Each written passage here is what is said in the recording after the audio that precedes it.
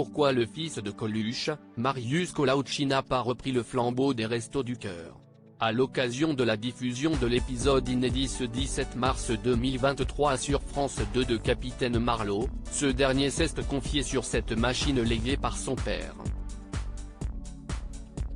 Le vendredi 3 mars 2023, TF1 diffusait le désormais célèbre concert des Enfoirés, dont la tournée s'était déroulée du 12 au 16 janvier 2023 à la halle Tony Garnier de Lyon.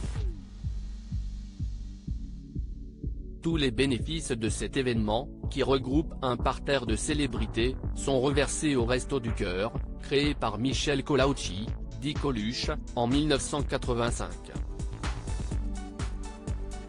Depuis ses débuts, cette association veille à aider et apporter une assistance bénévole aux personnes démunies, notamment dans le domaine alimentaire par l'accès à des repas gratuits, et par la participation à leur insertion sociale et économique, ainsi qu'à toute action contre la pauvreté sous toutes ses formes. Grâce aux recettes engendrées par les concerts, aux 75 000 bénévoles et 2 000 membres, les Restos du Cœur ont ainsi pu reverser des millions de repas aux plus démunis.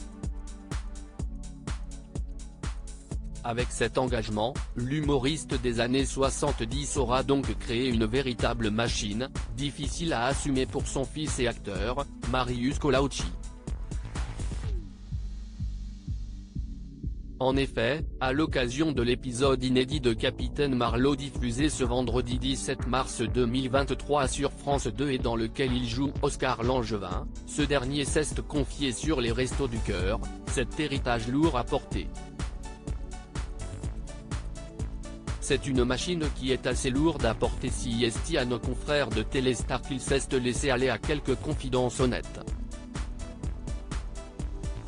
S'il avoue que son frère Romain est très investi auprès des bénévoles dans les centres, Marius Collaochi confie pour ma part, si est difficilement compatible avec ce que je fais.